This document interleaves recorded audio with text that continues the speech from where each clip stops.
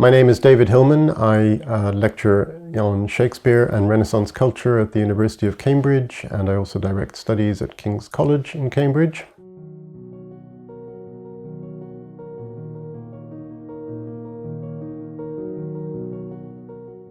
Welcome to my exp.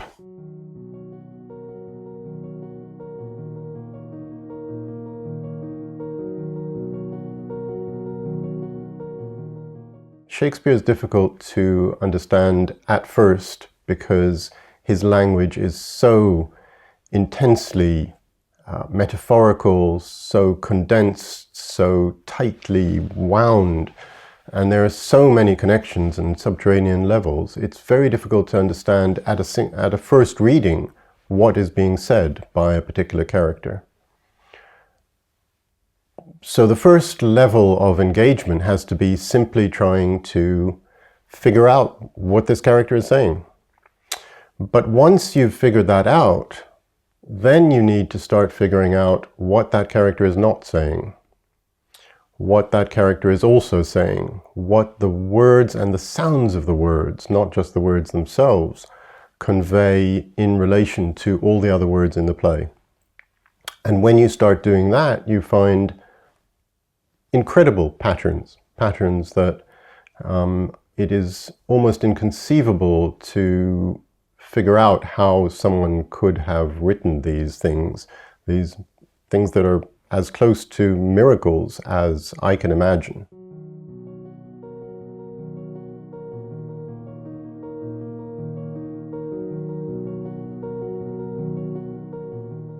You start to think about just the way things bubble up through the text as you go through it over and over, and how a certain sound suddenly emerges from the text and starts to flood the whole text as you listen for it. Probably the play that best exemplifies this is Macbeth, which is a kind of echo chamber of sounds like do and deed and done, and much has been written about the relationship between those words. If it were done when 'tis done, then 'twere well it were done quickly, that kind of echoing, which then spreads over the whole text and starts, when you start thinking about it, you start thinking about the relationship between do, deed, done, doing, the way that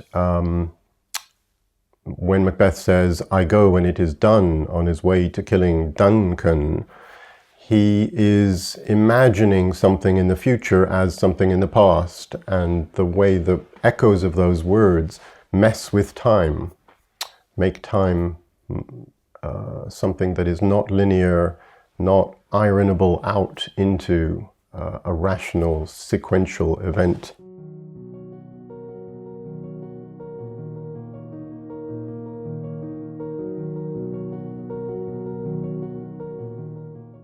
One starts listening for that sound elsewhere in the play, and one starts to think about Lady Macbeth saying to Macbeth after the murder of Duncan, "What's done is done."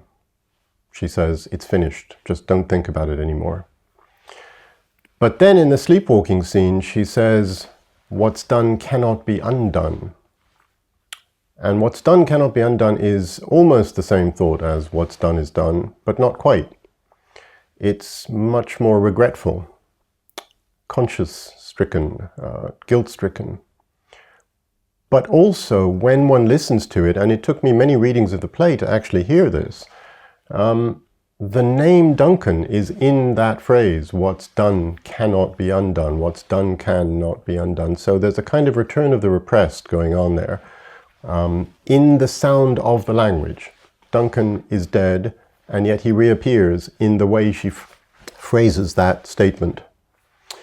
So the return of the repressed, of course, is a psychoanalytic concept, and it is one of many concepts that thinking about Shakespeare can help us understand the ways in which the repressed can bubble up into the present.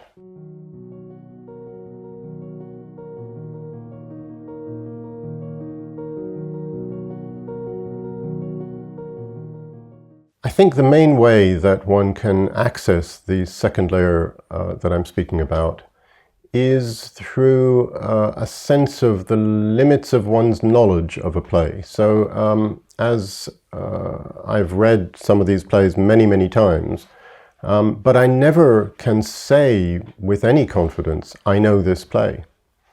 I know this play is a statement that is both true and untrue. I can know a play by heart. I can know all of the allusions, all of the intertextual connections, all of the connotations of the different words, all of the meanings of the words, and I can still not know the play because there are always more layers. So a sense of one's own inability to stop with Shakespeare is the primary impetus in getting to these other layers. One needs to approach these plays each time afresh. And that's fairly easy for me because I have a terrible memory. So each time I approach a play, various parts are in fact quite fresh. But a psychoanalyst, I think, would say one approaches these plays with what psychoanalysts call a third ear.